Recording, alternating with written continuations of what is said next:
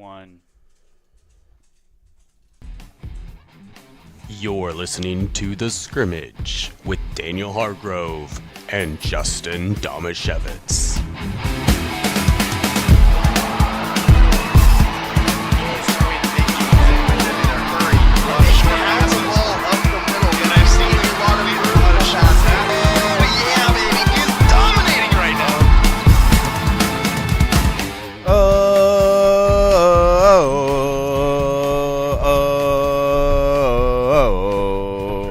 Table for Florida State. Oh, yes. I am pounding the table for Florida State. What a stupid system.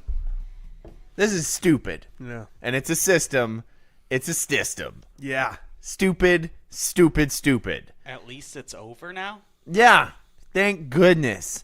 Like, they wanted to go out with the bang of why this is dumb, right? I mean, remember all those undefeated, like, Boise State teams where at least there's the argument of, like, yeah, but you're not in a Power 5 conference. Liberty this year is undefeated and not in a Power 5. Yeah. And remember all that? And even those, we were like, yeah, but it would be cool if, you could lose a game, without winning it, to make sure that you didn't have the best team. Just throwing that out there. Just like when Joel DeBlanco was playing on Cincinnati, and we were like, they better get in because you don't want to have a team that's undefeated that doesn't have a chance. I'm sorry, was that in the 2-minute drill? Am I jumping the gun on this one? This is The Scrimmage. I'm Justin Domashevitz. That's Daniel Hargrove raging over there. Rage on the other side of the monster. table. We are definitely going to discuss the college football playoff. We have a lot of good stuff, actually. High school basketball. I kind of want to talk a little bit about what happened with Brayden Platt, if you're okay with talking about it a little bit. Brayden Platt. The Yelm player who got ejected in the title game for throwing a punch. Yes. We'll talk about that later in the show, too. I would like to talk about that, too. And we definitely will have to name a Spivey Athlete of the Week. But first, absolutely, let's get things going with the 2-minute drill. Let's go. Huddle up. Gotta hurry. Hey, 2-minute situation. 44 seconds. Hand the ball to the ref. Gonna do it right. 3 jet Buckeye on 1. The 2-minute drill starts now. The college football playoff seeds were officially announced today. Michigan is number 1, followed by Washington, Texas, and Alabama.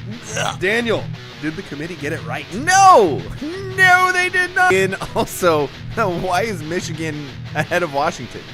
Like, because Big Ten. Why? Yeah. I think I'm okay with Texas. Am I okay with Texas? Well, Texas beat Alabama, so they have the best resume there is. Oh, the best resume. The best. The Huskies will face Texas in the Sugar Bowl, which also missed opportunity to have. Anyway, on January 1st, Texas opened as a 4-point favorite because, of course, they did. And Washington has the longest odds of the 4 teams of winning it all. Of course. Justin, what are the Huskies' chances against the Longhorns? Good to cover and good to win, even though the Sugar Bowl is going to be pretty close to a home game for Texas. Right? It totally sucks. I think this Husky team has not only proven that they can beat top-level teams, but they've also proven that they can win close competitive games. And I don't hate the Huskies the way you guys do. No. I don't feel great about saying it, but I think they have just as much of a chance as any of the other 3 teams that are in this. Sorry, Gardner Minshew just made a big play. It looks like the Colts are going to knock out your Titans. Sorry. Daniel, the Seahawks stink. Your thoughts? They had a great 3 quarters on offense. I don't know what happened on defense. Bad stuff. Ugh. That's what I had to say. Anyway, Okay. Duke's men's basketball team lost two unranked opponents this week. That had to make you happy. They were the number 2 team in the nation to start the season, but already have lost 3 games. Justin, are they overrated and just plain bad? Yeah, they're overrated. They're just plain bad. They went from 2 to 7, and then they responded from being dropped to 7 in the nation by losing to 2 unranked opponents, one of which North Carolina just beat by 15 the previous week. It was a really good week of basketball, Daniel. 2 unranked Duke losses, 2 North Carolina wins, including a 100-point win over the number 10 team in the nation. And then on top of that, my Montesano Bulldog boys basketball team gives me back-to-back wins on Friday and Saturday. Good week of basketball. Yeah, and, I'm sorry to say this, though. As much as we can hope for and enjoy the demise of Duke's high-ranked basketball team, it still wouldn't be as bad as what happened in North Carolina when they were the number 1 ranked team and then didn't make the tournament because Duke was only the 2nd ranked team. So I'm sorry. Like, I'm sorry to temper your enjoyment a little bit. You know how I feel about that. About why they wait. I think they didn't make it because it was a better story to have a 21 win team which didn't have a single bad loss on its resume. No statement victories, but Alabama was the number 1 overall team in the tournament that year. They were the number 1 overall seed. Yeah. Carolina played them into 2 overtimes and lost by 2 points. Like they didn't have a statement win, but they proved they could compete with anybody. And they won over 20 games. Yeah. So you're saying that the people in the tournament thought, hey, we're going to do this because it's a better story. Minshew for the touchdown. Indy beats Tennessee. Yes, Sorry to you. I do. Happy think that. for Gardner. I do think that. But also the amount of monies that North Carolina brings to the tournaments, you're just going to ignore that side of it? And you're just going to be like, nope, they wanted the story of the demise. They earned it, Daniel, Well, they didn't by being valuable. They didn't earn it. Like, if they wanted to have earned it, they would have beaten one of the good teams they played that year, and they didn't do that. Gotcha. But they should have been an 11 seed. I don't know if Daniel follows Oregon State soccer, but Oregon State soccer just punched their first ever trip to an NCAA title game by beating UNC. Oh. That happened yesterday. Men's or women's soccer? Yeah, is it Men's soccer. Men's soccer. What is it with Oregon State and North Carolina playing each other in odd college sports? I don't know. They just... Is soccer an odd college sport? I don't know. I mean, is baseball an odd college sport? I guess there's the top 2, right? If it's not basketball or football, it's an odd college sport. Yeah. So take that, Tar Heels. But also, my dad actually was like, hey, they're in the Final Four. So now to the title game. That's pretty cool.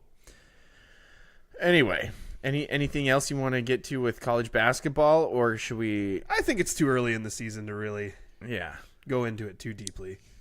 I refuse to care about college basketball until the tournament, okay? which just makes your brackets more pure. That's right. It's That's right, not- Daniel. It's about purity. You can't have a pure bracket if you know too much. Clearly, that's what the college football playoff committee's doing wrong. Right? So, Justin, I want to hear if you were the czar of college football, Yeah. what would your Final Four be? Well, when I started thinking about this, I thought you were going to say, when I started as the czar of I college football. started as the czar of college football. No, when I was looking at it going, I mean, okay, so Alabama just won the SEC. Right. They just knocked off the team that's been number 1 pretty much all year. Yes. Their only loss is to another one of these teams that's in the college football playoff. Right. So to me, I'm like, it feels reasonable to put Alabama in, especially when I look at Florida State's schedule. Right. And I'm just going to say it. I'm an ACC guy. Yeah. Calling the ACC a Power 5 conference in football this year is a stretch. Did you see their record against the vaunted SEC? Do you Well, call they the beat- SEC a Power 5 conference? They beat LSU, which is a big deal. Yeah, no, Florida State beat LSU. I'm Yeah. saying the ACC versus the SEC this year. Mm-hmm. I think they went 6-4. I think it's more just kind of looking at when I was looking all up and down the schedule. Good argument. When I'm looking all up and down the schedule, I'm like, who did Florida State beat that is a good enough team to turn my head? And then Right. you were And like, then I realized, oh wait, and Alabama beat Auburn there by aren't 3. there aren't other teams in the ACC that are good enough for that win to turn my head. Right. Because there's Clemson, there's NC State, there's North Carolina, there's Miami on a good day, there's Louisville. They're all kind of in this like weird, you're sort of between a second and a third tier team, and none of them are good enough to be impressive victories. Right. And you stack on top of that the fact that they don't have their quarterback anymore. Mm-hmm. And whether it's fair or not to count that against them, I don't know.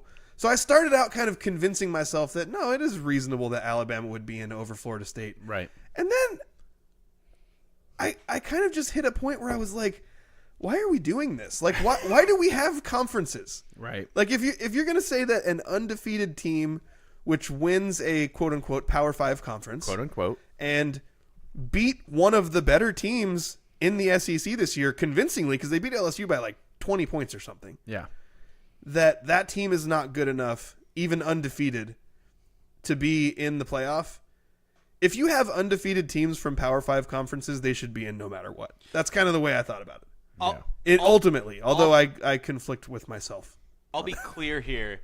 There is no good faith argument that Alabama should be in over a healthy Florida State. Healthy? That's So you're saying the only argument is that Florida State was dropped because they lost their quarterback. And in the rules that guide how they're supposed to be selecting, they are allowed to take the absence of players that would make an impact on the team into account. So the only good faith argument there, Alabama was not great. Right. I don't think Alabama should even be the fourth team, personally. But if you're taking Florida State out, it has to be based on the quarterback. They have a better strength of schedule. They have a better strength of record. Like, the teams that they beat have turned out to be better than the teams that Alabama has beat. Mm-hmm. They just lost their quarterback, which really stinks. Yeah, but there is precedent for a really, really good team losing their quarterback and still making it in, and then winning the national championship Imagine game. if the Eagles... Like, what? We've seen this movie before. Imagine if the Eagles would have just been decided out of the championships. Yeah, but the playoffs when they went to after what's his face? I can never remember which was which. Yeah, which quarterback got hurt? Nick Foles came took them in to the Super Bowl. Was and it? Won it. It was Wentz, wasn't it? It was Wentz, yeah, Carson Wentz. Yeah, and then Cardale Jones was like the third string quarterback for Ohio. Yeah. And led them to a national title. Ohio State, yeah. And that's why I think that's a bad argument, but I can respect someone who's making that argument for dropping Florida State out. I still don't think you should be putting Alabama in ahead of Oregon. I think, honestly. Did you say, Andrew, something about how Florida State, like you said their strength of wins was better? What does that mean? It was you're asking me. Oh, I believe it's strength of record is a different category than strength of schedule. Okay. Strength of schedule is based on ranked, like they beat ranked this ranked this team when they were ranked, and you're saying and that the strength of record is based on the team's win-loss record at the end of the season, not at the time of when they played. That's very interesting. Also, you look at the ACC versus the SEC. North Carolina beat South Carolina this year by 14. Mm-hmm. And we've already known that North Carolina was not a very good team. But they were 8-4, I think. They were on that. There's a whole bunch of teams on the second tier. Yeah. So I was just taking a shot at you. They're not that. They were not a bad team. Hold on. Say it again, and I'll let it hurt my feelings. We already know that North Carolina was not a very good team this year. Oh. Yeah. See, there we go. Virginia did lose to Tennessee 49-13. So now it's 1-1. Now and then LSU lost to Florida State. Mm-hmm. 45-24. Yeah. Texas A&M lost to Miami 48-33. Vanderbilt. See, the powerhouses like Vanderbilt in the SEC. Yeah. The good SEC teams aren't playing the ACC teams. Wake Forest, but Wake Forest isn't good. That's because they're busy playing the bad SEC teams. Exactly. 4-1. So Wake Forest beats Vanderbilt. Georgia Tech at Mississippi. Mississippi wins 48-23. Georgia at Georgia Tech.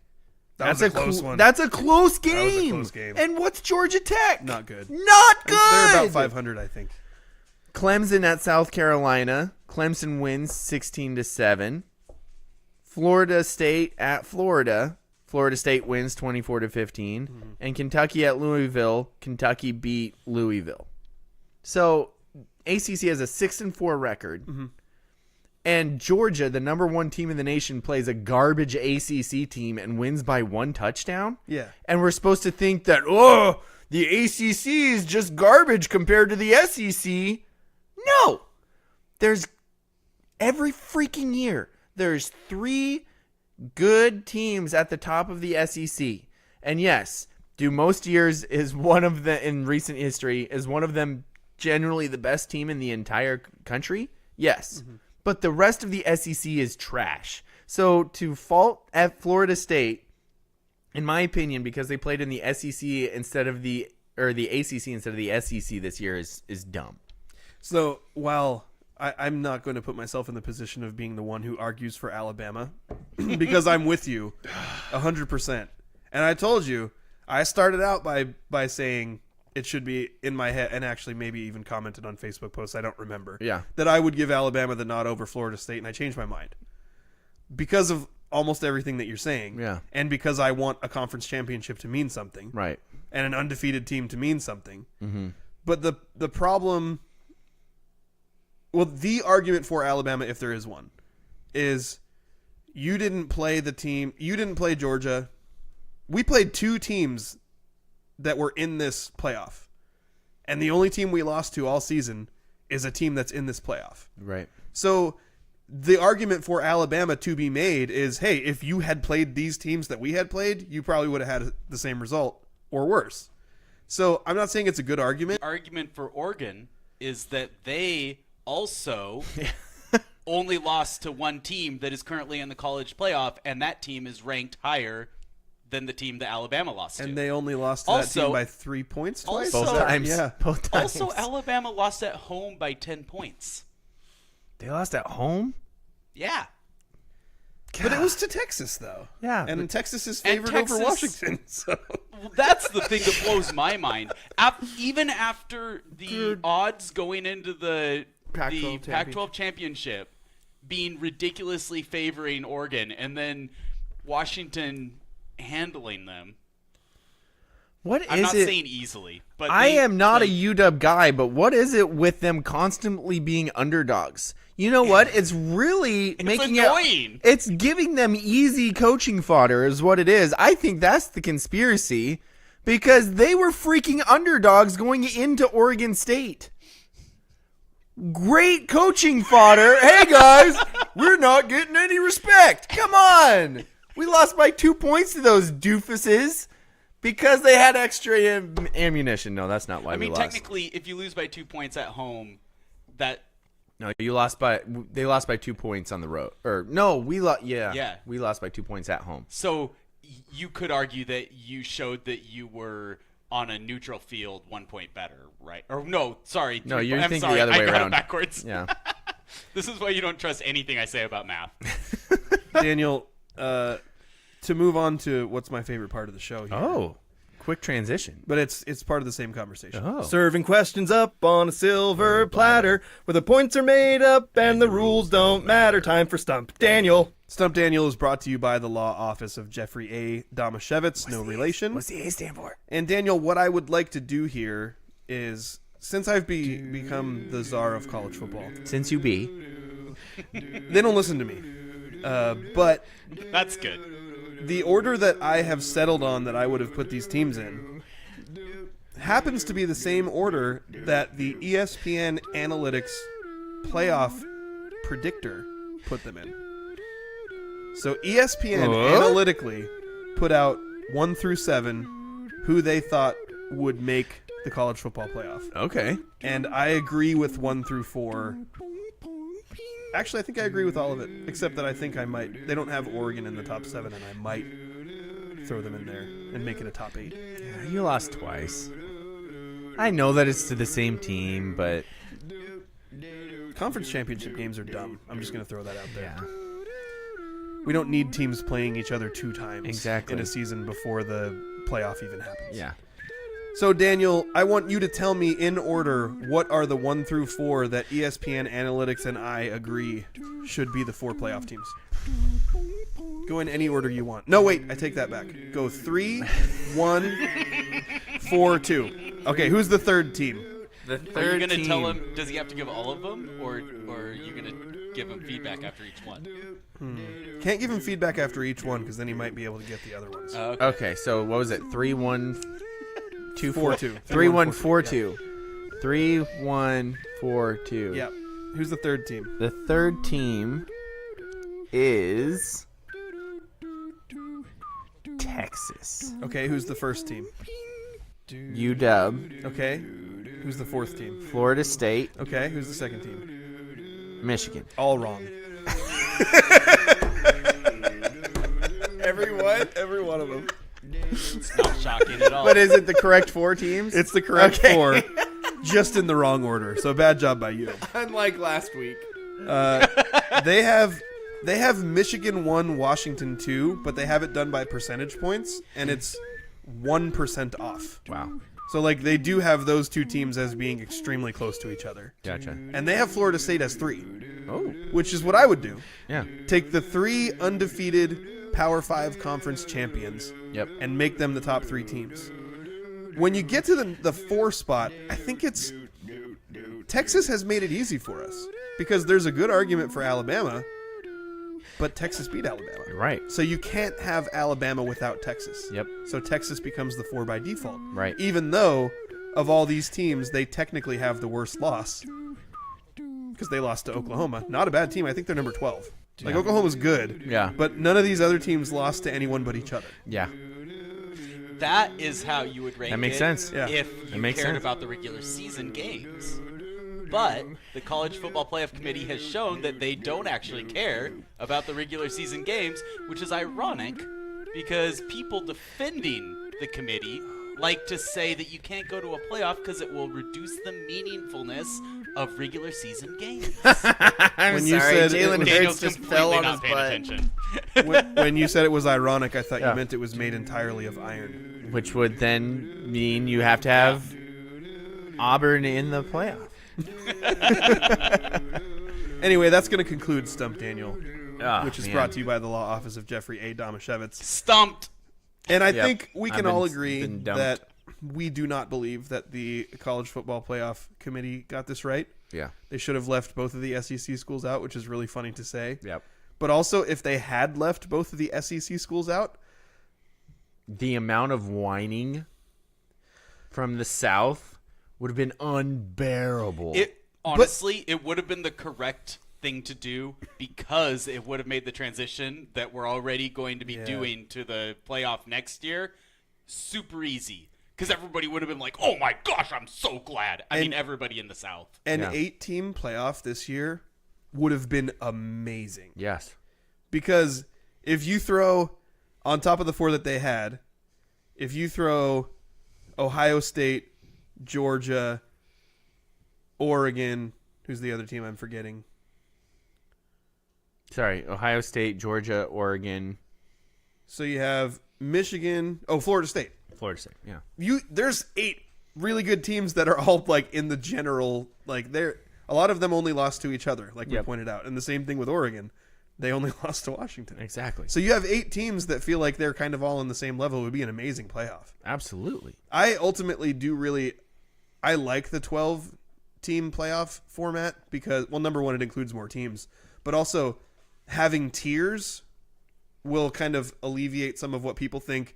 Oh, the regular season, and Daniel, your thing is always, the regular season games matter so much, but once you lose one game, then they don't matter anymore. So you will actually have more regular turns season out- games that matter more, but there's advantages to being in the different tiers. Exactly. Because if you're top 4, you get a bye. If you're the next 4, you get to host or whatever, however that works. Right. So there are reasons. I like the idea of a 12-team playoff. It turns out the regular season only matters if you don't play in the SEC. Yeah. That's Yeah. true. Well, do you have anything else from the 2-minute drill you want to touch on? Do we want to skip more Seahawks talk this week? Well, I watched more of that Seahawks game than I have watched a lot of the So others. you're the problem. Well, I started watching the second half, so they still had a good third quarter, I feel like. And no, they've been bad for a while now. I don't know. What do you guys think about that? I gave my brief thing. Like, the offense looked great. Maybe, was it just DK Metcalf I feel Was that the only thing? they cannot be consistent to save their lives. Like, Right. they'll look brilliant for most of a series and do two stupid, like, not even, like, plays that Daniel Hargrove would feel embarrassed about and get themselves out of field goal range and punt. And you're going, what just happened? Yeah. Why is Andrew picking on you? I don't know. Why would I be embarrassed? I don't know. Yeah. No, it's You know exactly what I'm saying, though. Yeah. Like, they do it on defense too. They look dominant at times on defense, and then they'll mess up a coverage or haul on somebody's jersey or something, and you're like, what are you doing? yeah. Reek Woolen Also- drives me nuts. Also, though, this game this week was so badly officiated. Oh my gosh, seriously. The officials did not. They're not the reason that the Seahawks lost. I'm not saying the Seahawks would have won if. Yeah. What I am saying is that any takeaway from this game is almost worthless because the officials affected the game so much. 19 penalties is a lot. Like, neither team had 19 won that penalties? game because of the Combined. way they played. Combined? Yeah. It was the game was decided based on completely random, terrible officiating decisions. Yeah. And it didn't really. I did not leave that game thinking, wow, the Seahawks got completely hosed. I left that game thinking, wow, that game was unwatchably badly officiated. Al Michaels made that very plain on the TV broadcast. Which is saying something for Al Michaels. Yeah. Like, he's one of those old school guys that likes to pretend the officials are just, like, doing great. Yep. And instead, what was the comment he made? I think he said at some point that he was just going to turn the broadcast over to the official that makes all the announcements because he was talking so much. It was brutal. It was so funny. Al Michaels might be the best play-by-play guy. No, he sucks. I hate him. Really? Yeah. Who's a good play-by? I guess, Gus Johnson is good, but people trying to be Gus Johnson should stop. I like Jim Nance. Nance. I like good some old of the Nancy. younger guys too. Like I like Ian Eagle. Yeah, Yeah. Ian Eagle's good. Yeah. I generally have, throughout the history of my life, I have not liked play-by-play guys. I tend to. I like Pat Summerall. That's Nah, weird. Why do you dislike play? See, I tend to hate Color color guys. guys. Yeah. Color guys. Whoa. No, this have, is like, so close. 0 to offer. We are bordering. Be careful. I care about you. So often, and I think color is. I don't think that it is a harder thing to do. I think that the talent of calling a play-by-play accurately is incredibly difficult. So, but I think it's harder to do color without annoying people. You know what it is, That makes sense. Andrew? Color is absolutely easier.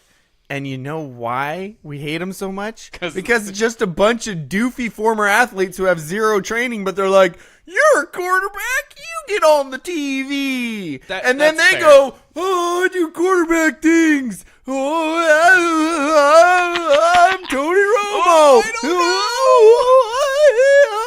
I knew how to do my job, but everybody loves the quarterback. Oh. You know who I miss? Oh man, I just Sorry. He's working for the San Francisco 49ers now. John Lynch. I miss John Lynch. He was a good color guy. But also, still just another former Yes, but you he was cannot good at it. you cannot get a color commentary job unless you were a former player. Yeah. And and everybody just acts as if that's okay. And it makes no sense. Why is that the job requirement? I can talk about things having not played the game before at that level. You know what the best... You can still Daniel, talk about it. You know what the best example of that I can think of right off the top of my head is Angie Mintic doing color commentary Yes. for the Mariners, which is so awesome. She's great. And such a breath of fresh air because she's actually talking about the baseball instead of talking about how this guy's friend had a great dinner in Chicago 40 years ago. Thank you, Sims. Those are neat stories sometimes. Yes, but not as often as we get them. It's so often. Yeah. especially right. in baseball because they're telling stories about the history. But Yeah. it's really nice to hear a color commentator that's talking about, like, telling me things about that pitch Yes, exactly. and why it works. Okay, Dan Wilson's good too. I think rant over. We good to move on? Yeah, we got a lot of local and like local-ish stuff to talk about. Yeah. I think on the other side of this break, we'll talk about Yelm football and Brayden Platt for a little bit, and then we'll go into the local sports roundup, and then we will name a Spivey Athlete of the Week. But first, let's take a quick commercial break. Do you have a legal situation and need someone on your side? Let the law office of Jeffrey A. Damashevitz be your advocate. If you've been the victim of medical malpractice, suffered a personal injury, or need representation with real estate law, small business law, or estate planning, let Jeff Damashevitz put his 29 years of experience to work for you. Call Jeff Damashevitz today at 360-612-3991 or visit damashevitzlaw.com. That's DAMASIEWICZLAW.com. Thank you to our sponsors, the Law Office of Jeffrey A. Damashevitz and the Spivey Realty Group. We do appreciate you so very, very, very, very much for helping us do what we do in highlighting local athletes and ranting about national stories. Yeah. But mostly the highlighting the local athletes. So, Justin, before we get into the local sports roundup, you had sent me a video of, what's this kid's name? Brayden Platt? Yeah. Number 1 recruit in the state, and he plays for Yelm. Is that still is Ronquillo still coaching there? Yeah. Okay. Yeah, so that's part of the connection there. Right, and he's a stud. Yeah. But did we confirm? Is he going to Oregon? Yeah. Oh, then I don't like him, and he's wrong. It's okay, Daniel. He's not even in our conference anymore. And my team's not even going to play him next year. That sucks. That does suck. My stomach hurts all of a sudden. I think, and the reason why this story kind of grabbed me is, like, I do follow Yelm. That's a 3A school, so it's not in our realm at all. But we have connections there because, Jason Ronquillo, former Hoquiam football head coach, is the head coach there. Brian Irian, who you played some sports with, and we played some flag football with when we were all a little younger. Yep. He's the offensive coordinator there. So there's some local connections to that team. Also, they've been really good. They won the state title last year on a play by Kyler Ronquillo, which is Coach Ronquillo's son, who basically stole an interception away from a defender and then ran it in for the game-winning touchdown. It was nuts. It was on SportsCenter Top 10. It was bonkers. It was crazy. But they have this kid named Brayden Platt. He's a linebacker. And a running back from what it looked like. And I think a fullback, yeah. Okay. And he's an absolute physical freak. He's like, I'm going to get some of these numbers wrong, but he's like 240 pounds, fast, athletic. He's the number 1 recruit in the state. And on the big board that I saw on 247 Sports, he was the 4th ranked linebacker in the nation. Wow. So this kid is a big-time recruit. And up to this point, everything I've ever heard about him, like every story that comes out, every time people talk about him, he's humble, he's mild-mannered, he's a good kid, and that's all I've ever heard. And then as soon as you commit to Oregon. And then Sorry. My gosh, you're right. I know. This video was posted, and I wish I could credit the Instagram page, but I don't remember who it was. But if you want to look it up, you can go on Instagram and type Brayden Platt punch or something face. like that. And essentially what happens in this play is he's carrying the ball, and he gets into a big scrum of guys, and there's like 3 guys trying to tackle him. They don't tackle him. He never goes down. Instead, they rip his helmet off. But you can't, in the video, you can't exactly tell how the helmet is ripped off. And helmets do come off during the game sometimes. Like, it does happen. That reel is now unavailable. Okay, so it's gone. So after he gets his helmet ripped off and he continues to run, the play is blown dead, and then another player comes in from the side and bumps him in a way where he kind of makes contact with his head that doesn't have a helmet on it.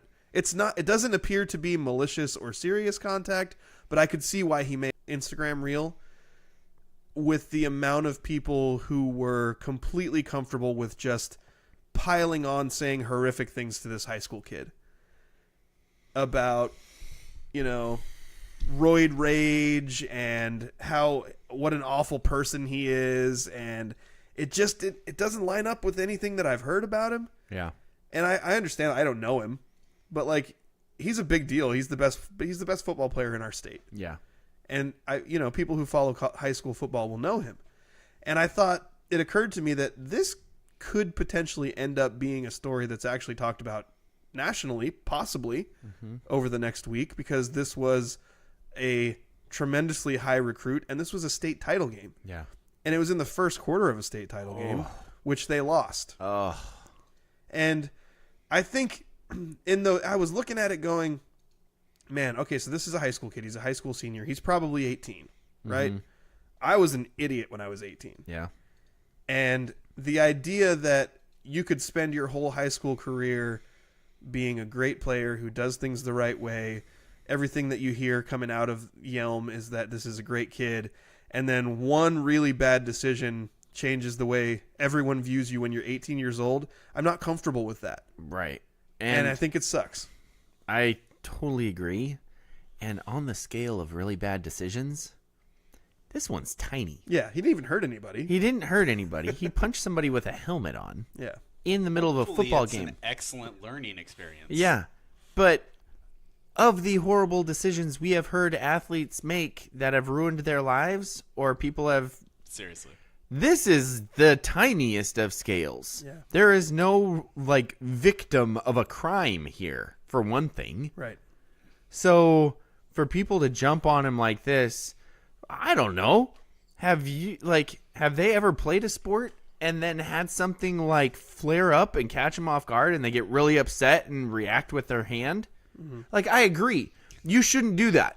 Daniel, but the people making those comments are the people that overreact. Yeah, exactly. So, yes. Yeah, seriously. I think it's fair to blanket assume that people making over-the-top reactions on social media are throwing stones from a glass house. I 100% agree. And I'm so upset. And yet it's kind of this culture that we live in, right? And there's been a couple of different things that have jumped out to me recently, especially when you're talking about young players. And I know that Michael Penix and Bo Nix are far from young kids anymore, because they're 26 years old. They're 90-year-old college football quarterbacks, right? The only time we would previously hear about quarterbacks their age is when they were Mormon. And now it's just normal. But the way they were treated at the end of the Apple Cup and at the end of the Pac-12 championship game are just gross. Yeah. Here's someone having a breakdown. Let's just camp a camera on them and go back to it over and over and over and over again. It's brutal. Well, the fact and that... I don't know. It's not the same, but it rhymes with this, I feel like. Yeah. Which is... Well, the fact that these guys... Stealing that term from another podcast I'm listening to, it's not the same, but it rhymes. Yeah. And it just... I don't like it, and... I don't know. You get your helmet ripped off and you're in the middle of a pile, and then you get pushed and your head gets bumped by another helmet after the whistle blows. Yeah, I'm going to react by throwing hands. I think if his hand gets thrown 6 inches lower or 7 inches lower and it just hits him in the chest pad, he might not even have got a flag for that. But he hits him across the face mask and he's ejected from the game. It's hard.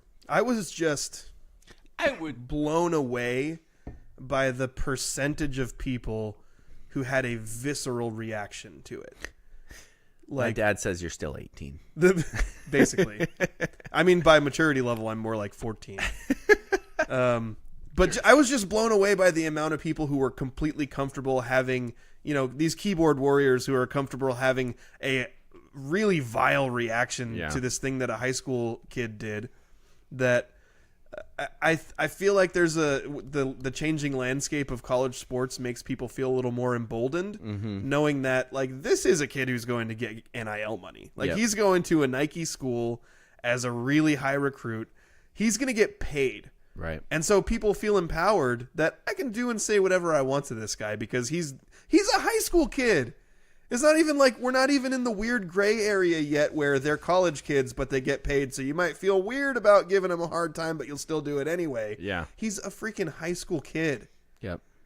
And I was absolutely, I thought I was going to scroll through the comments and see like 50-50.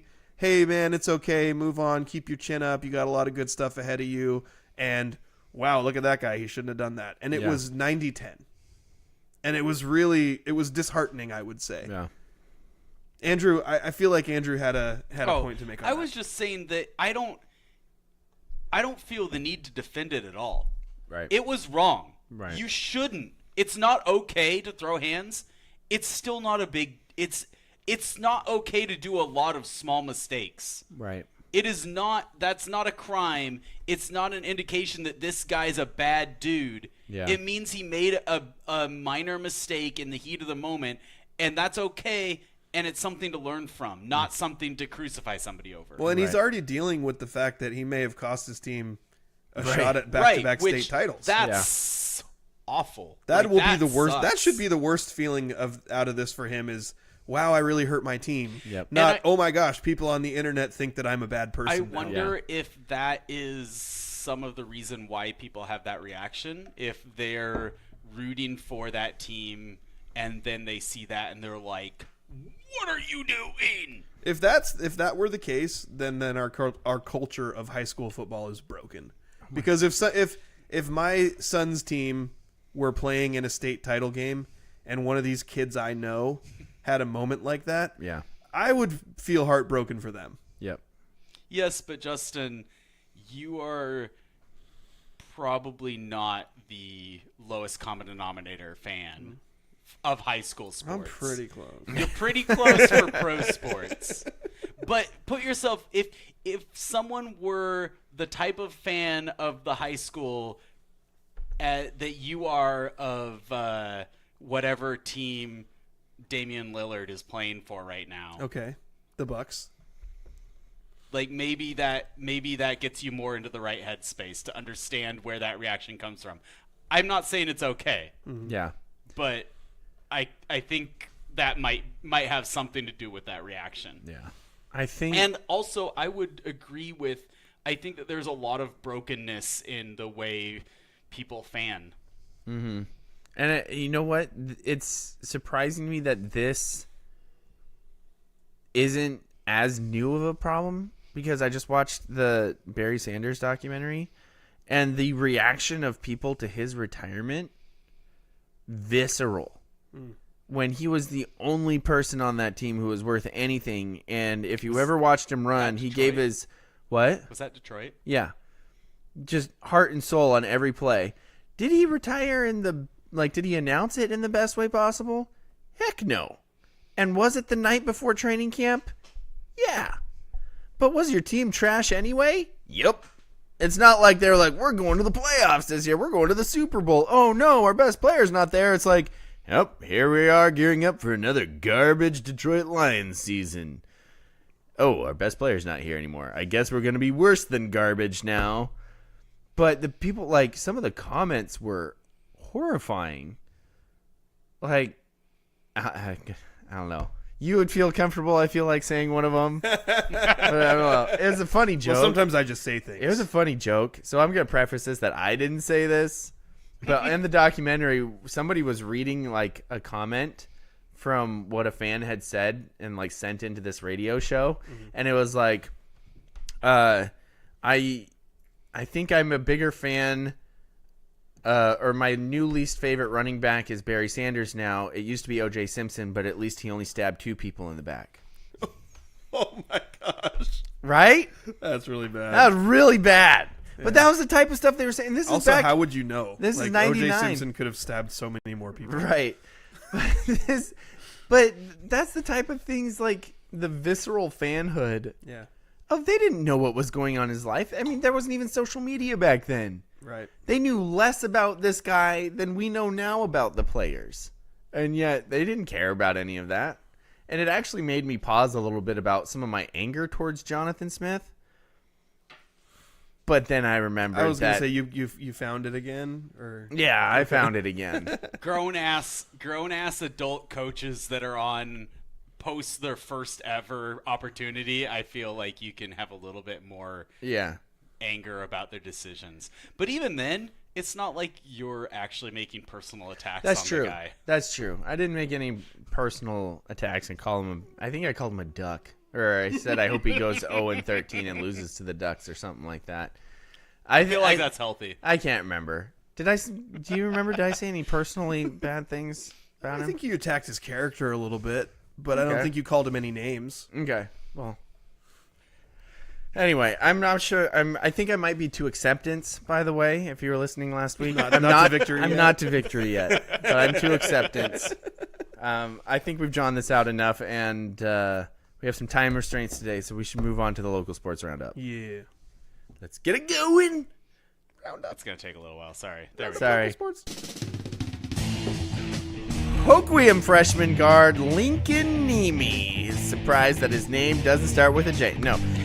He burst onto the boys basketball scene on Wednesday with a spectacular 42-point debut performance in a 78-65 win over Willapa Valley.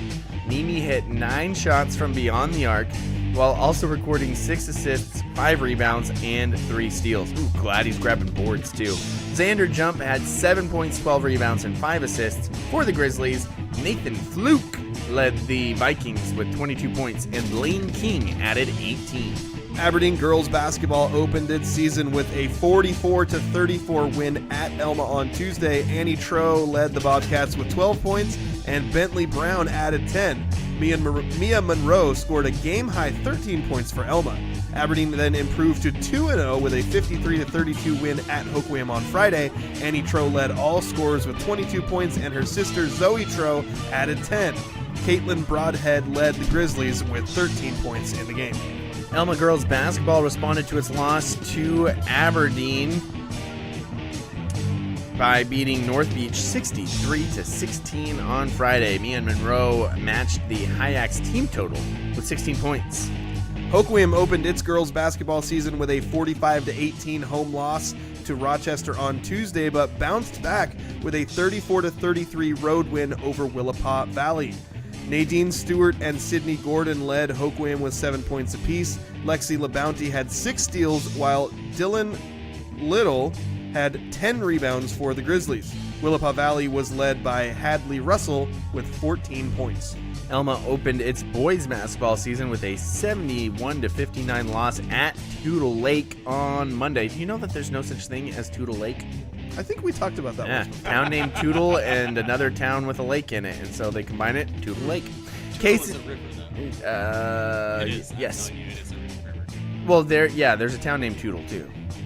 Case and Seaberg scored 17 points for the Eagles, while Carter Studer added 15 and AJ Holmes chipped in 10. The Eagles rebounded with a convincing 59-30 win at Aberdeen on Wednesday. Seaberg led the Eagles in scoring again, this time with 22 points. Carter added 10. Baylor Ainsworth and Manny Garcia paced the Bobcats with 11 and 10 points respectively. Elma dropped to 1-2 on Thursday with a 63-58 loss to Adna.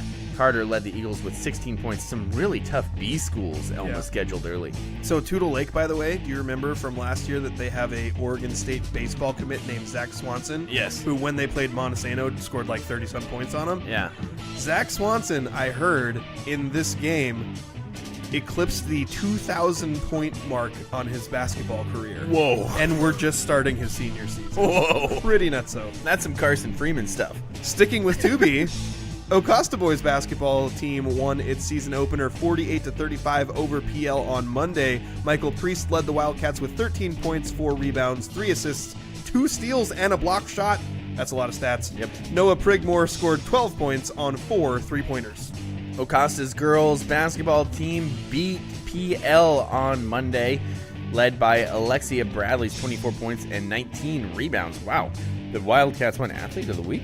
39-29. Anna Davis added 8 points and 18 boards. Dang, they got some rebounders there for Augusta. The Wildcats picked up another win on Saturday, 25-19 over Crescent. Bristol Toll. 8th grader. Toll led Augusta with 18 points, while Alexia Bradley pulled down 16 rebounds. Is that the same Bristol who was scoring all them goals? Yep. Goal Toll? Yep. Okay. Goals She's for not Toll. real.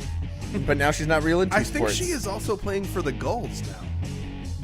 Did we instigate that? Maybe. I think we might have, I'd because to remember, talk to we Coach told Dan- them that they needed a recruiter. I'd have to talk to Coach Daniel and find out whether that's true, but I'm pretty sure I saw her I'm name taking credit. on the team when they... you are? Yeah. Okay. Raymond South Bend won the first ever game it competed in as a combo team. Formed just 4 days before the season opener, the Ravens, this is the girls, by the way, Wow. beat on Alaska 43-34 at Raymond High School. Kendall Koski scored a team-high 12 points while also pulling down 5 rebounds, swiping 4 steals, and dishing out 3 assists. RSB picked up another win on Wednesday, 52-32 over Centralia. Koski led the Ravens again with 14 points.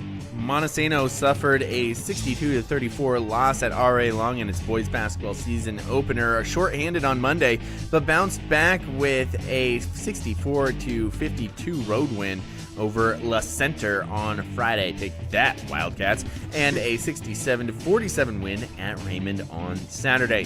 DeLon Chan, exchange student extraordinaire, scored 24 points for the Bulldogs against Raymond. Tice Peterson and Jackson Wilson each scored 6.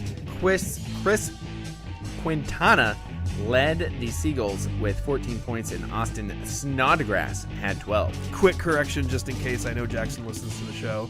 Tice Peterson and Jackson Wilson each scored 9. What did I say? You said 6, Oh, which is what? an upside down 9. That was a dyslexia moment right there. Montesano's Wow. girls basketball team also suffered an opening season loss, falling 64-33 to defending 1B state champ Nia Bay on Wednesday. Lexi Stanfield led the Bulldogs with 9 points, but Montesano bounced back with a 72-22 drubbing of La Center. Take that, Wildcats, on Thursday. Jilly Dalen outscored the Wildcats all on her own, scoring 29 points while also securing 15 boards. Whoa, Jilly. Lexi Stanfield scored 10 points and had 4 steals, while freshman guard Tiander Olsen had 7 points, 8 rebounds, 7 assists, and 6 steals for the Bulldogs. There is a lot of opportunities on varsity for the Montesano Bulldogs that weren't there for the last 3 years. You remember how we were talking about the length of the Bulldog girls basketball teams the last few years? Yeah. I think Tiander is like 5'9", and a freshman. Aberdeen and Hoquiam boys swimming. Why is the and Hoquiam in parentheses? Well, they're a combo team, so they're Aberdeen, but they have Hoquiam kids that compete with so them. they're just called Aberdeen. I think though. they're just called Aberdeen, but Rob sent us this, and he wanted to make sure that Hoquiam was included. Well, that's nice. They should go back to being the Buccaneers. Boy, Aberdeen and Hoquiam boys swimming teams started their seasons on Wednesday afternoon against Class 3A Timberline. Don't like those guys. The Bobcats edged the Blazers 94-86 at the YMCA of Grace Harbor Pool. Junior Jacob Halleck and senior Tyler Bates each won 2 individual events and were part of 2 winning relays for Aberdeen. Halleck won the 200-yard individual medley and the 100-yard butterfly, while Bates claimed the 50 freestyle and the 100 backstroke. Halleck, Bates, junior Denny Linker, and sophomore Zeke Olsen won the 200 medley and the 200 freestyle relays. Olsen won the 100 breaststroke, and sophomore Tyson Powell won the 500 freestyle. That's a long ways. Powell, Olsen, and freshman Cooper Gill were cited for their performances. On Tuesday, Aberdeen travels to Shelton. And that will conclude the local sports roundup for this week. I'm so glad that we had so much high school basketball in there. Soon we're going to have some wrestling mixed in. Thanks again to Rob Burns, the Aberdeen boys swimming coach, for sending us that info. And Hoquiam. And Hoquiam. And friend of the show. Yeah, did he write that, by the way? Because I read it like it seemed like it was written by Rob Burns. Are you accusing me of copying and pasting what Rob sent me into this? No, I'm show sheet? accusing you of not. Because that's what I did. What I'm accusing you of is worse than that. I'm accusing you of maybe being a little bit more lax on your AP style over the years since working from the radio station or for the newspaper. Okay. Where this was like pristine, still AP style. There's an I'm pretty Oxford comma in there, which is not AP style. You're right. But I'm for the Oxford comma. Well, I have. If you know what an Oxford comma is, use it. Sorry. I have shifted a little bit away from AP style because sometimes when we do these reads, it confuses you. Shots fired back. In fact, you've kind of pointed it out openly a couple of times that, I forgot about this AP style thing and how weird it is. I'm sorry. That's okay. Well played, sir. Well played. So we have some comments. Marie Brain says that Bristol is playing for the Gulls. I thought I saw her on the tryout. They announced the teams after the tryouts. And I mean, she's in 8th grade, but she's playing U19 with Coach Eddie. So it doesn't surprise me at all because we saw what she did when she played varsity soccer, and she was just scoring goals all over the place. Exactly. Now she'll be scoring goals for the Grays Gulls. Harbor Gulls. Yeah. Goals for the Gulls. Goals for Toll, who plays for the Gulls. And, yeah, I'm not going to try and add more. I'm sorry. Anyway, all right, so we do have some info on our we Gulls got some good update. stuff from the Gulls. We have our updates, right? Including a update about the boys who are playing for the surf team, the Surf Academy team. Because, and just to rewind a little bit here, I want to remind people, they're U15 now, but the B09 team for the Gulls is playing in a Premier League. So it was determined that they can no longer play in normal people leagues.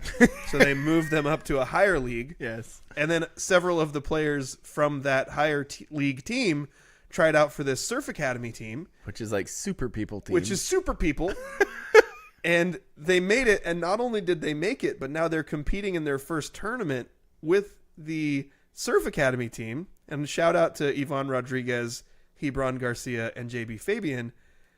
Because they thrived. Like, they went and played with this surf team, and they were great. Yes. So, let's start with JB, because he finished, they had 3 games, their matches, on the pitch. Also, I had a moment where I read a Gulls post earlier this week, and they said something about training. And I was like, oh, yeah, training is soccer talk for practice. Yeah, I learned that from Ted Lasso. Yep. But JB Fabian, over the course of these 3 matches, they won all 3 of them. He led the team in goals. Nice. The Surf Academy team in goals.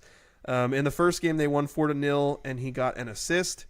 In the second game, they won 6-0, and he got 2 goals. Yes. And in the third match, I said game last time, Yep. didn't I? The third match, they won 3-2, and he got another goal in that one. So he finished over the course of the 3 matches with 3 goals and 1 assist. And as I said already, led the team. Yvonne, in game 1, had a crossbar shot that I'm told Yvonne swore it went in, but it didn't count. And Yvonne was robbed. in game 2. And Yvonne plays defensive mid and a little bit of attacking mid, so you don't get all the stats from Yvonne. Not the offensive stats. Yeah. But in the next 2 games, he played really solid. If he's playing attacking mid and defensive mid, like... He's running a lot. Oh, he's running a lot, and he is in everything. In my opinion, those are the best positions to play. Like, Yeah. I don't know. Maybe that's just because I played for garbage teams, and, like, our strikers and those things, like, they never touch the ball. Those things. Yeah. Well, Forwards are always bored because we never had the ball up there. Well, Coach Daniel had a note about Yvonne, which is that he might not get all the goals and assists, but he's consistently contributing to the build-up play and breaking up the other team's attacks. Often his hard work is unrecognized, but it is a key to success, and it's one of the things I appreciate the most about Coach Daniel and Coach Eddie is they give us these guys who might not get the actual stat in soccer, because there's a lot of guys who don't get actual stats, but they have huge contributions. Yep. And then for Hebron, in the second match, he got a goal, and in the third match, he got an assist. Nice. So he got a goal and an assist across these 3 games that the Surf Academy team won. We also have videos of these that they're sending us. I think we're definitely going to post one of those at some point. So not only are these kids, not only did they make the super team, Yeah. for the super people, Right. but they are playing a lot for the super people team. Well, they're some of the best players. And now we're finding out that they're also some of the best players for the super people team. This is so cool. Yeah. This is awesome, especially that they're all the same age and doing this together. Yeah. Like, it would be so hard if it was like one of them and he was just by himself playing on this team. Right. But the fact that he's got two guys with him, like, that's so cool. For sure. And just I got another note from Coach Eddie about Yvonne, which, by the way, I'm pronouncing it Yvonne because of Pudge Rodriguez. I was thinking the same thing. Is it Ivan? I don't know. I would say, like, when you said Yvonne Rodriguez, I was like, Pudge? I think if I had seen that name on its own, I would just pronounce it Ivan. But Yeah. because it's Rodriguez and I think of Pudge Rodriguez, I go Yvonne. Exactly. Okay, anyway. And also, I'm just going to start calling him Pudge. He wouldn't understand it. Probably He's not, too young because for he's that. way too young. But he might be named after him. Who knows? But a note from Coach Eddie on Yvonne was that he's been actually training, soccer word for practice, with the Gulls U19 team, and that even with the older kids, he never looks out of place. He blends in well, and he's able to be like, you never have a moment where it's like, oh, that kid's way younger than these other guys. Right. He blends in skill wise with these other guys. So huge shout out to those three. Athlete of the Week nomination for JB Fabian, Yvonne Rodriguez, and Hebron Garcia. Another note from Coach Eddie, the Gulls B11 team beat IFC Select 3-1, handing them their first loss of the season in their final game of the season. Naldo scored twice and Grayson scored once. They finished in second place with an 8-3-1 record, 4 points behind the first place team, and they finished the season with the most goals, 37 scored in 12 games. So good job to the Gulls B11 team. And there was Hannah Lassard, who previously played for the Gulls G10 team, which is U14, and she's now playing for the girls U19 team in a Seattle showcase. And she is, according to Coach Eddie, she's killing it. And it's a college ID camp. So in attendance is University of Oregon, University of Idaho, Eastern Washington, and a bunch of other D1 schools. I was reading a comment. Who's killing it there? That was Hannah Lassard. Okay, gotcha. She played previously with the U14 team. She's playing with girls U19. That's awesome. In a college ID tournament. She is a 13-year-old playing on the girls U19. She plays for WPL Surf Academy. She's waiting on her second call tryout for the National ID Camp. Jeez. Which is pretty amazing. Yeah. Like, there's a lot of good stuff going on for Hannah Lassard here. And Coach Eddie is very, very proud of her for her accomplishments. So, awesome. Hannah is also another player we've talked about on our show. So, a lot of good stuff going on with the Gulls.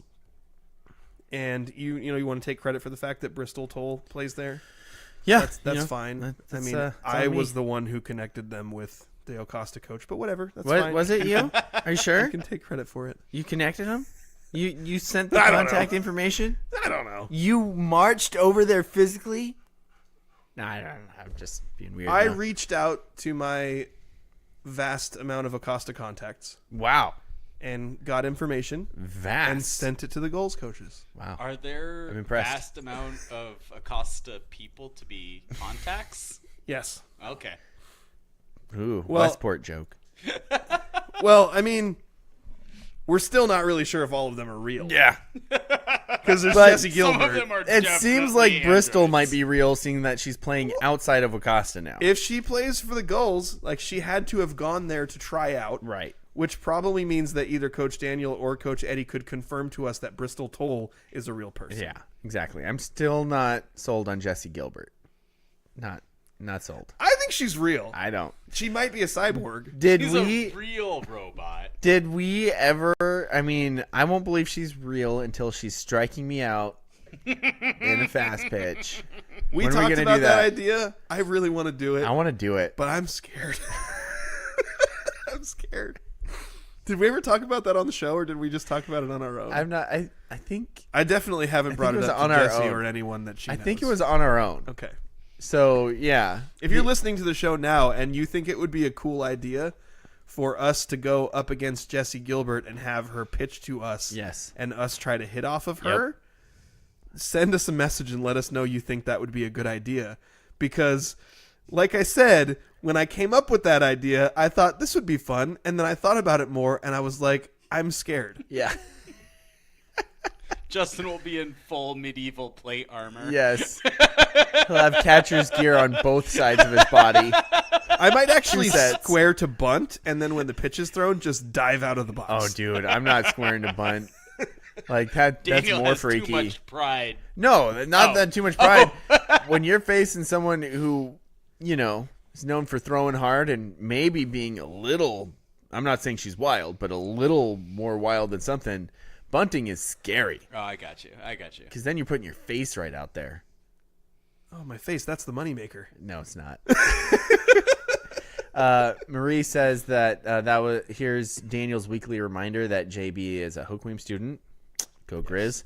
And as Coach Daniel's wife, she'll confirm that they learned about her because of our show. Boom.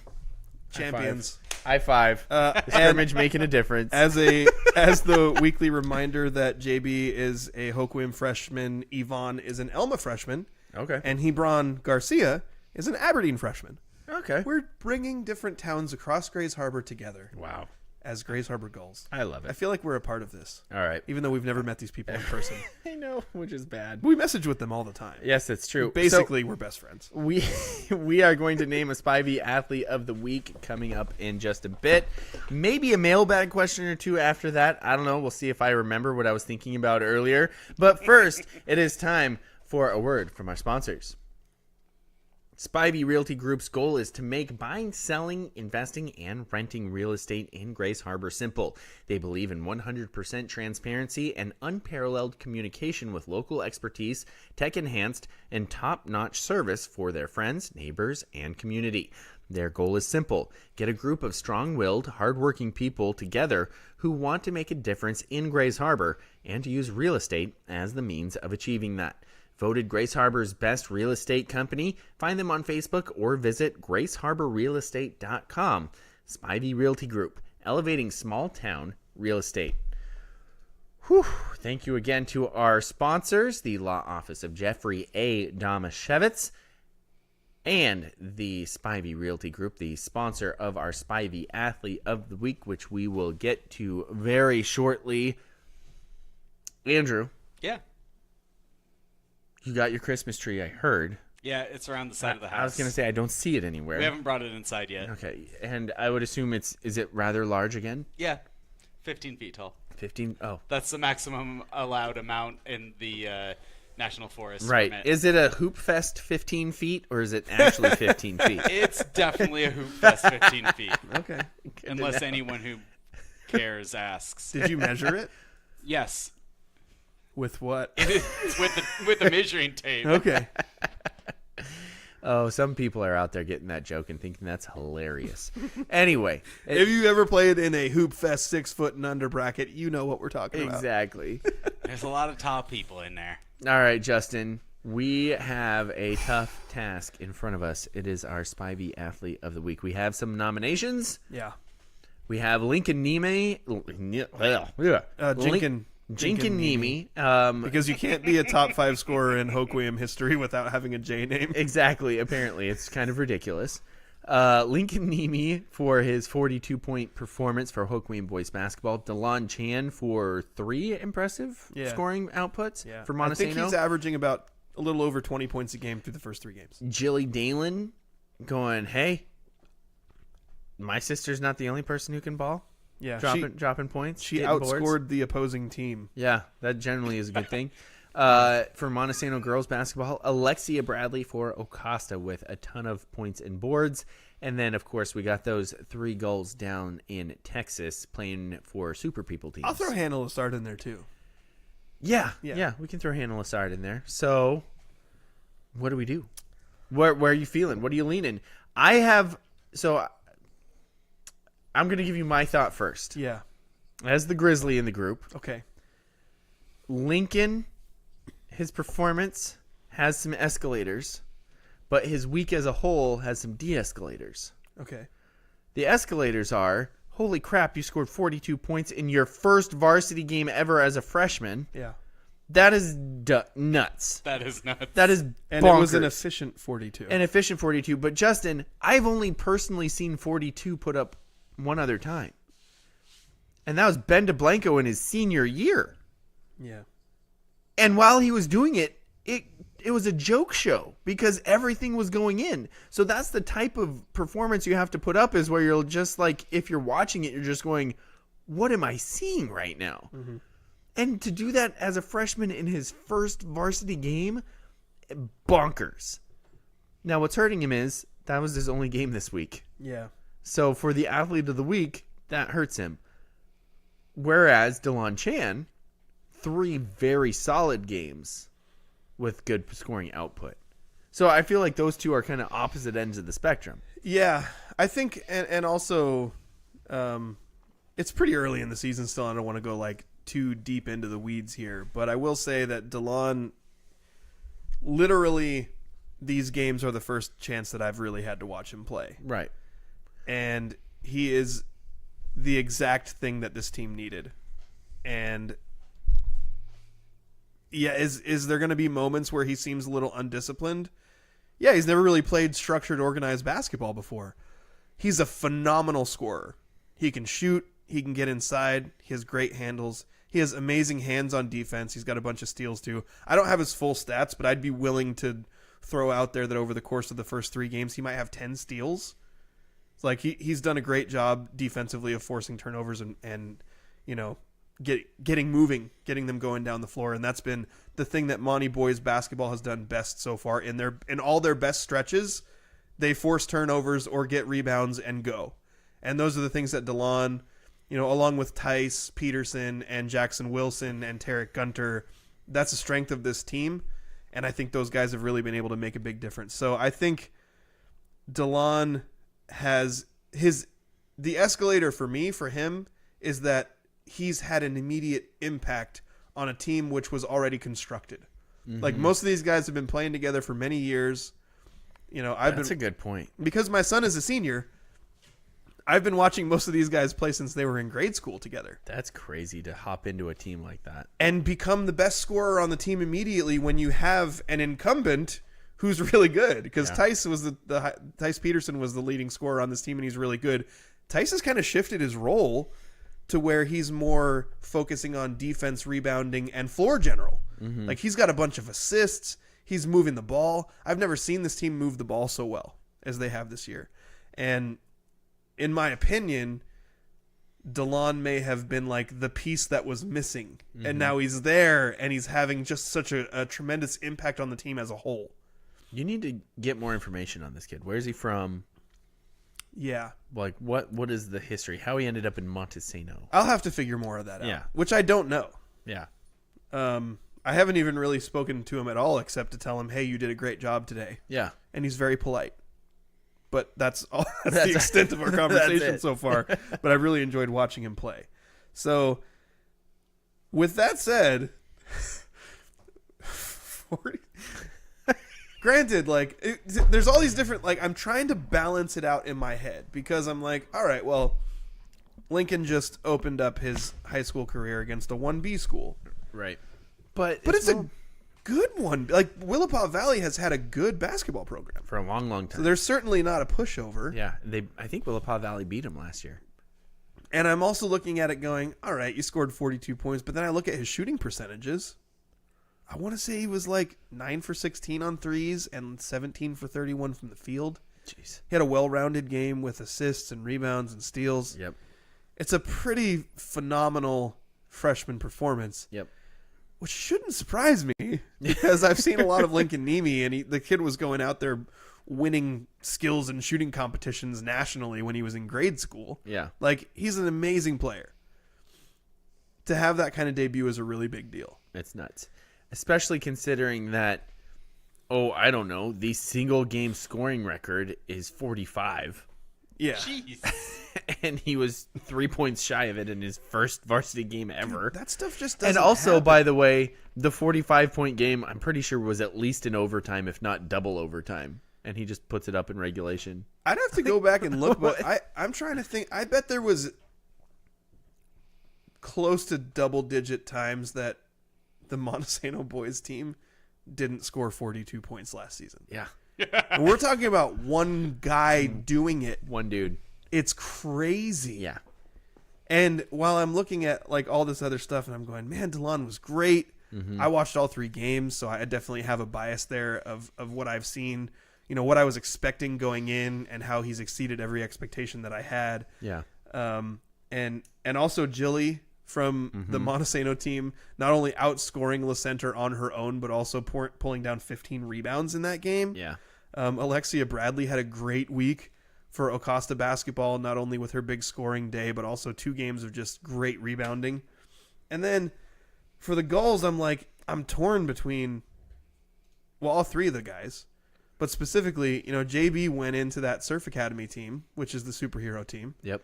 And it's not just super people, it's superheroes. Superheroes now. Oh, wow. Like the boys, but good guys. Whoa. Yeah. Oh, And don't bring the boys into this. became their That leading show is scorer. horrifying. And then you hear just the coaches heaping praise on Yvonne for how he affects the game. Yep. And I'm so torn between the 2 of those guys. Yeah. That there's some really, really good candidates here. I don't know what to do. But how do you not? How? How? How do you not give Athlete of the Week to a freshman who scores 3 points shy of the school record in his debut performance? You can't not. But also, we usually don't talk about this aspect. But do we do that this early in the season? And risk naming the award after him. Yeah. Well, and you know what the truth of the matter is, when I look at Hoquiam's schedule coming up, they got a couple more B schools coming up on the schedule. Yeah. They got Lake Roosevelt. They're playing Aberdeen on Alaska. There's a lot of B schools. Do we wait till he has the rivalry escalator in there and see what he does against Aberdeen? Here's my big thing, because while I am a Montesano guy, right? You're a Monty guy. Northwest guy. Northwest guy. I want all teams to be successful. Right. I would love nothing more than to see Lincoln become the greatest player in Hoquiam basketball history. Which is just crazy But to even think about. do we want to be the people people who put that pressure on him after one game? Because By normally, naming him athlete. We already did it last summer when he scored 50 points. yeah. Does- He's summer. already peaked. He hasn't peaked yet because we have our bucket getter award. Yeah. Which Do you put pressure on him by naming him, by recognizing him in his debut, or do you put pressure on him by not recognizing him because you expect more? ooh, If more? that's kind of what I'm saying. Is I expect more of similar performances. Daniel's saying, do we want to recognize him now and then have to recognize him like 6 more times? Here's what I'll say. Yeah, how many times is it going to be? Is If it going to Lincoln, be Trace Ridgeway? if we give Lincoln Athlete of the Week Yeah. and he has 3 straight games in single-digit points, that will be our fault. What? Daniel's not ready for this responsibility. That's a lot of pressure. Here, I'm going to go at it this way. And I hope... Gosh, this is going to sound... No. This is going to put a lot of pressure on him, too. Yeah. Dang it. He's just a freshman. Yeah. This would be easier if he was older. Yeah. I was going to say... No, I'm not going to say it. I really want to know what you're Good gonna say. job, Justin. I really want Good to know. job. I was going to say that this might... This is really pompous. And this is such high expectations. So this is... I'm going to put that out there. This is stupid. But what if this is the best argument we have for not giving him the Athlete of the Week all year?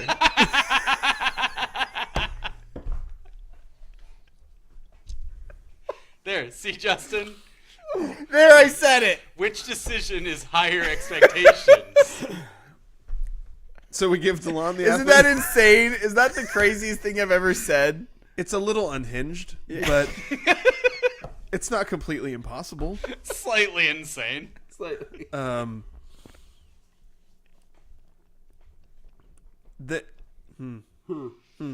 Your direction you're leaning, I'm leaning towards Lincoln Stinking Neimi. Stinking Lincoln, Stinking Lincoln. and you can't. Why can't you get his last name? I don't right? know. You just called him Neiman. We've known Jeff for a long time. We have. I also played, in my defense, I played sports all the way up with a Neiman. So, Okay. Neiman slipped out there. I apologize. Okay. Where are you leaning? I don't think there's any possible way that we can name anyone athlete of the week besides Lincoln. And even if I try to talk myself out of it in my head, I keep going back to like, no, what's wrong with you? You're the college football playoff committee trying to outsmart yourself right now. Yeah. Just go with the guy who did the thing. Well, I like it. Go with the guy who did the thing. Lincoln Neimi is our Spivey Real Estate Spivey Athlete of the Week for 42 points in his freshman varsity debut. See, I did just the can't thing. pronounce any words. He did the thing. He did the thing. That's what I'm going to put on the graphic. Lincoln Neimi, Spivey Athlete of the Week. He did the thing. He did the thing. Oh my god. 42 times. 42 times. And again, The rest of our nominations, all extremely deserving. this was a 42-point performance. I guess he did it 21 in times. which I'm 95% sure he shot over 50% from the field and over 50% from three-point range. Yeah. He had 6 assists, 3 steals, Yep. and a handful of rebounds. Yep. I've also heard from people around the Hoquiam basketball scene that he might be the best shooter that has ever gone through Hoquiam if he stays. Like, that's some of the talk around this kid. Isn't that nuts to I think about? he was the best shooter that I've ever seen when he was in 6th grade. It's silly. It's silly. Yeah. I hope Justin watches pro basketball. yeah. and I hope that here's a couple things, because I love high school basketball. I love high school basketball so much. I hope that the pressure doesn't get to him. yeah. I hope that his success doesn't get to him. Well, he's got a dad who's And- going to keep him humble. And I hope that burnout doesn't get to him. Yeah. Those are the 3 enemies of high school sports: pressure, success, and burnout. And injury. Injury is there for every sport. But pressure, success, and burnout. Those are the things that I'm worried about for every high school star athlete. And so, but I'm just excited to watch him play. Because my basketball broadcast starts soon. And What's your first game? well, it was gonna be my first game was gonna be Friday night, watching the girls play. Mm-hmm. But there was a little something called the Pac-12 championship game, Oh. and so Garbage. we got preempted. So my Don't first, have to worry about that anymore. Yeah, so my first ever game, again. Yeah. So my first game is gonna be December 5th, and it's gonna be Montesano's girls at Napavine. Ooh. Yeah. I wish I could go to that, but Monty's boys will be hosting Centralia that day. Interesting. Lewis County matchups. Then I get to see, and the December 11th, I will see Hoquiam take on Aberdeen's boys. So I'm super excited for that game. I wonder if I could get there. So excited. On the 11th. I might try to get there. I really want to see that game. Yeah. It'd be funny. Not because Well- of Lincoln. If you make it to that game, you have to come on the broadcast with Of me. course. Okay. Yeah. Yeah. There's just I think also I was watching Monty's JV team play, yeah. and Monty's JV team is just loaded with really good freshmen. And as we were good. talking about Lincoln, and I was remembering, oh yeah, Lincoln used to go to Monty and he played with these guys. When they played together in 7th or 8th grade, I can't remember. 7th grade, I think. They were absolutely unstoppable. Yeah. How do you compete with 2 grubs and a Neimi? Yeah, and I mean, and there's more. Yeah, because the that's Bruin true. boys are really good. Yeah. and Brody Williamson's like 6'2" and Yeah. he's 14 years old. Like, there's the freshmen in the Monty program are really good, And when I think about the fact that Lincoln was there just a couple years ago, I'm like, that would have been crazy. That would have been. And then when his dad, We can talk about what that would have been on our drive home. Okay, but just in case anyone doesn't know, Lincoln's dad, Jeff, is the head coach of Hoquiam boys basketball. Yeah. He's also like a Hoquiam alum and was a great basketball player. Legend. Legend in Hoquiam. And so, like, Legend. as much as I want to sit here and be like sour grapes, oh, Lincoln played in my town 2 years ago and now he plays somewhere else, it makes so much more sense that he plays in Hoquiam. Yeah. So I'm good with it, but also I just keep thinking in my head like, You know, it He's makes thinking this isn't supposed to happen to us. you know. Jeff Neimi seen it is to before. Hoquiam what Jonathan Smith was to Oregon State Hey, before Jonathan Smith left. Well, I have told Jeff before, you're the most Grays Harbor person I know. Yeah. Because there was a point where he That's a good lived. point. Oh my gosh. He lived in Montesano, coached in Aberdeen, taught in Elma, Yeah. and he was also a then eventually coached in Elma. Yep. But he's a Hoquiam alum, Hoquiam legend, Yep. and now he's back in Hoquiam. But I think they still live in Montesano. Do they really? I think so. Huh. I don't know for sure, but he's been of the 4 core schools that we have. He's been at all of them. Yep. All right. I think is that gonna do it for our show today? I think so. Trying to think of. Thank you for listening to the Lincoln Neimi show. Yes, I gotta say did you that have a? Did you want to do mailbag. mailbag? It's not so much a mailbag. You want to talk about the the- awkward encounter that you had at the gas station? Oh before yeah, we that's came in there here? too. Yeah, let's do a mailbag. Toss it The in there. mailbag. Yes, the Send us your mailbag. stuff. Send us your stuff in a mailbag. It just really made me realize the difference between you and me. Dude, this was So much. This was hilarious, Andrew. So Justin and I stopped at the gas station on our way, I got to watch the whole thing. It was Oh, great. nice. and as we're walking in, this car drives by, Yeah. and this dude makes eye contact with me, and there's definitely like we recognize each Oh, other. full on eye contact. Like, just wave, like wave. a little nod, like hey. Yeah, Justin realized it Yeah. too. And so I think I even said Yeah. when we were walking in, oh, that guy definitely knows you. yeah, and I was like, yeah, we used to play high school sports against each other, is what I said. And then I was like, and I think he played on that flag football team that we played against a Yeah. lot, Alibi Sports I Bar. recognized him once you said that. Yeah. Yeah. And Justin's like, oh, okay. And at that point, I'm like, oh, I bet he's coming in here, seeing as he just, drove into the parking lot of the place we're in. So as Justin and I are walking up to the counter, this guy walks in. And the guy doesn't do the what's up nod and moves away, but he goes, hey, how's it going? And I'm like, good, how are you doing? And he goes to shake my hand, and he's like, I think he said, did he say, what's your name? He said we played. Did he say we played sports against each other? Yeah, we play sports against. Did he ask my name, though? Did he ask my said- first name? No, I don't think so. No, he didn't. No. Yeah, right, he didn't. That makes this worse. And I was like, yeah, absolutely. We played, high school sports against each other. And he's like, yeah, but, also like Harbaugh. And I was like, no, my name Hargrove. And he gets this weird look on his face. He looked like he was about to correct you about what your name was. Just this weird look on his face. And he goes, no, we played hardball against each other.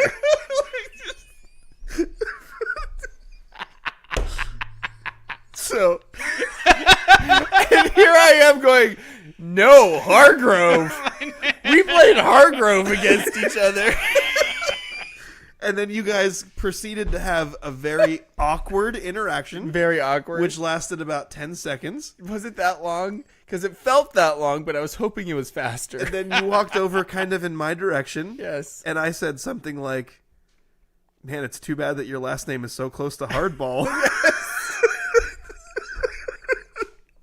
And we ended up holding it together until we got back in the car. And then I was just like, what? Why? Oh, and my my gosh. biggest takeaway from this whole thing was, man, Daniel, that is the difference between you and me. Because I see, we played so much rec sports Yep. when we were young. I see people all the time who I don't know, Yeah. but we You know each other recognize. by our faces. And so when that happens, and this happens, I've had my wife with me several times, and you walk by, you give them a nod. You say, "Hey, what's up?" Yeah. And then you keep walking. You don't make eye contact for more than 1 second. Zero conversation. You never stop. Yep. Because if you stop your momentum, then conversation's going to happen. And then we'll get past those person, and my wife will be like, "Who was that?" And I'll be like, "I don't know." I don't know. Played I know, sports with them. I know. Yeah. There's a lot of people I played sports with. Yep. We know our faces. We don't know each other's names. So I'm curious now if this is a good time to bring Harbaugh. up a weird random thing. What's the difference between hardball and baseball? At what point does it become baseball? No, it's just when you're an adult and you play baseball, it's either slow pitch or hardball. Yeah. Like, you can't call it baseball anymore. Yeah. I would have considered it slow pitch or baseball. Yeah. Personally. Yeah. So- Because grown-ups don't play baseball unless they're professionals, for the most part. Oh. So yeah, I think, and I'm not even, here's the weird thing. I don't know if we played against each other in hardball. He might have been thinking of my brother. Probably he didn't play against you at all. If he had said, "Man, you struck me out one time. It was so good. You hit me with a couple of 87-mile-an-hour fastballs and then got me with a slider. Oh, it was awesome." Would have known it was Jimmy he was talking about. Yep. That's what happened. But and I think when I said it demonstrated the difference between you and me. Yep. You are a social butterfly. Yep. You are energized by social interactions with people. That's the truth. I avoid them. Yep. I love the idea that I can see someone I recognize, be like, "I know that guy. Hey, what's up?" and just move on. Yeah, exactly. And me, I wanted to connect with him. Yeah. Like when he walked in and then was like, "Hey, I'm going to go shake your hand." Yeah. I was like, "This is great. This guy recognizes me too. He remembers me too." Harbaugh.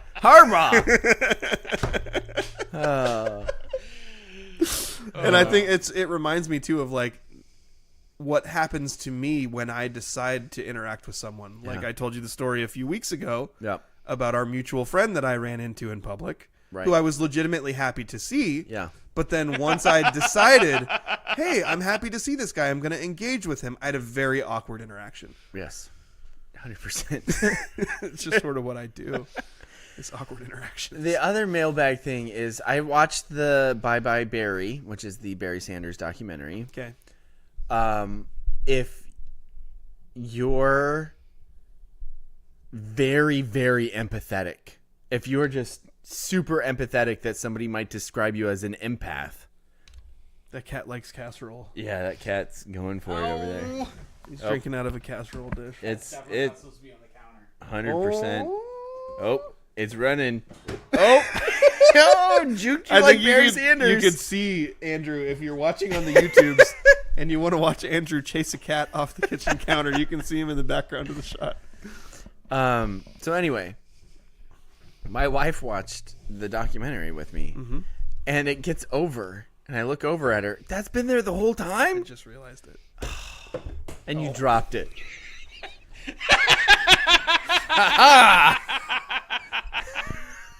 I'm so sad. So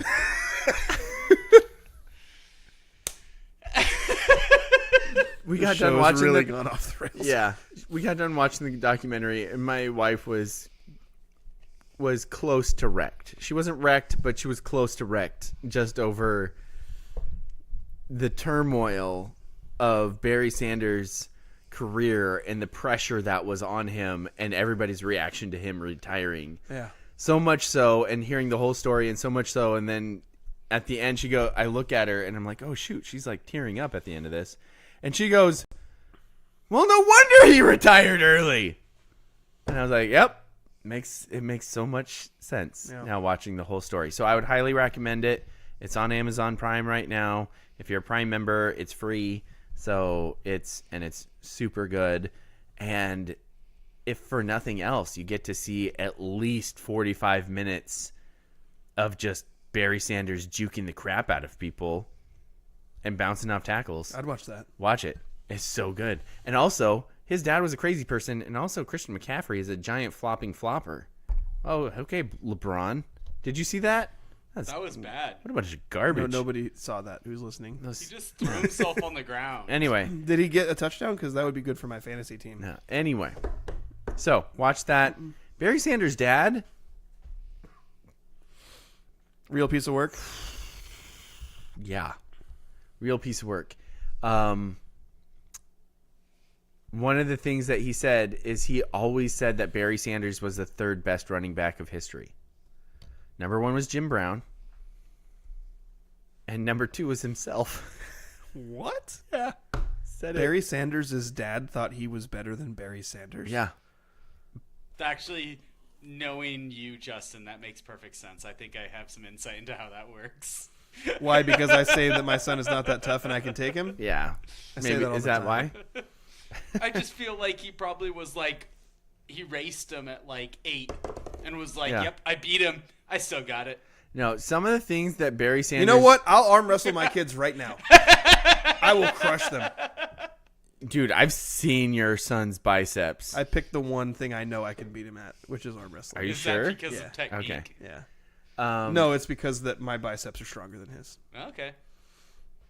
100%. Okay. I'll prove it if I have to. All right. I want to see this. I want to see it filmed. Picture didn't happen. We did a curls competition at one point because we were talking about weightlifting, and I Right. can't do like squats, bench, deadlift. He's Yeah. so strong. Right.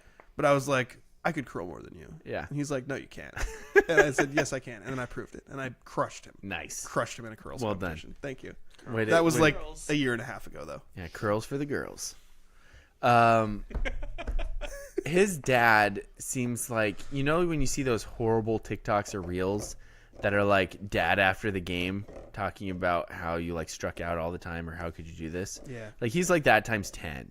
Like that's what it feels like. At That's one bad. point in the documentary, his dad, who apparently was the opposite of Barry and loved to give interviews and talk to the media, was saying, well, yeah, when Barry was a little kid, you know, we had 8-foot high ceilings, and he used to come home and jump up and touch the ceilings because he could jump really high. And so he would, but I stopped that really quick when I told him that if he did it again, I was going to break his arms and legs. And I was like, What? Why? Was there asbestos in the ceilings? what? Why'd you do that? Yeah. So, man, go watch the documentary. It's Right now? Yeah, it's great. Okay. You should watch it today. I know you have like a family thing or something. Yeah, tacos. This is more Family important. tacos. Eat the tacos, watch the documentary. Take Peyton and Mac and just be like, hey, And arm wrestle. we're going to go watch this documentary. And arm wrestle. And arm wrestle. Because now you've got it in my head. Yeah. But you have to video it. Also, if we had an arm Hey, wrdon't if I competition between win- the three of us, I would win. I would assume so. Yeah. I'm not good at arm Well, you guys wrestling. aren't in my weight class. Yeah. I don't think that's how arm was- wrestling works. Justin, I was going to say, well, I'm pretty sure your anchor's heavier than mine.